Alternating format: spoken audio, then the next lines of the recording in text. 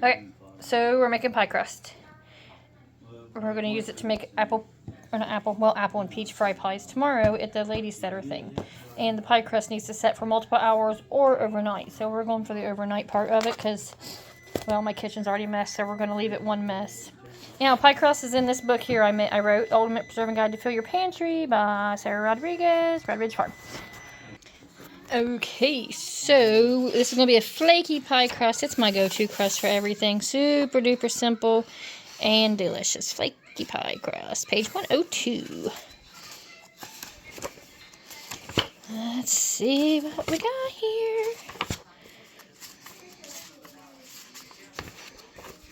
Getting there eventually. This book's got a lot of stuff in it, just in case y'all are curious. Flaky pie crust. I need 1 cup of all-purpose flour, half a teaspoon of salt, a third a cup melted lard, a quarter teaspoon of vanilla extract, and 6 tablespoons of ice cold water. That's it for what I'm needing.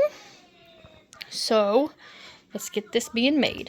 Okay, that's 1 cup of all-purpose flour, half a teaspoon of salt. Now, mind y'all, this makes literally 1 crust. So, for pie, if you're going to use this recipe, you got to make 2 batches. Otherwise, this will make however many fried pies I cut them out to be. But this is an actual 1 crust per recipe here. Okay, lard. This here is a tub store-bought lard because I don't have any of the pure white stuff, like right there, from where I render it myself. I get the mixed lard, not the leaf fat only. So, I have to measure out a third a cup of lard. When it says that, it don't mean melt a bunch of lard and measure it out as a third a cup. No, you want to fill up a 1/3 cup and then melt it. That's it. Anymore, it's just way, way too much. So let's fill this cup up. So, anyhow, make it an even. Don't overdo it. Because, again, you definitely know it's too much. Now, you can do it the, whatever way. I am tired and I do not have all the time in the world. I'm just going to stick this in the microwave, in a bowl, let it melt, and that is it. Okay, so you can see it's pretty melted here. That goes directly in this. It's hot.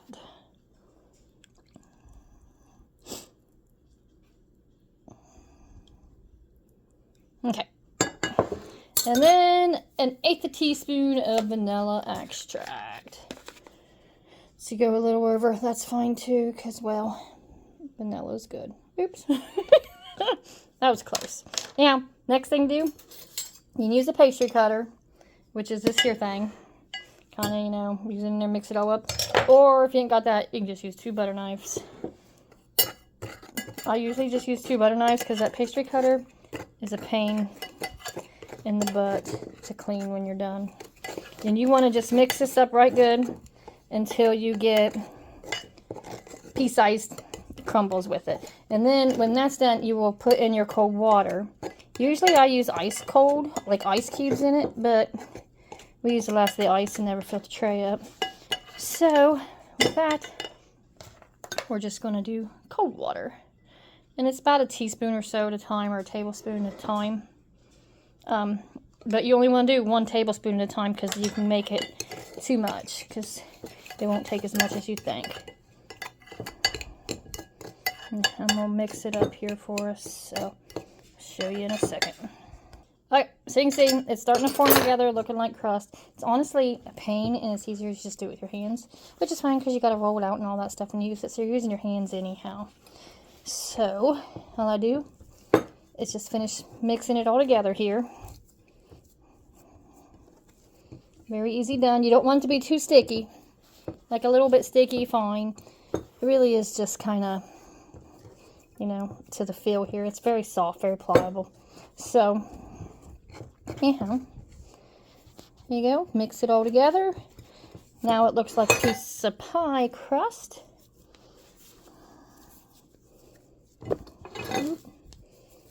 There you go.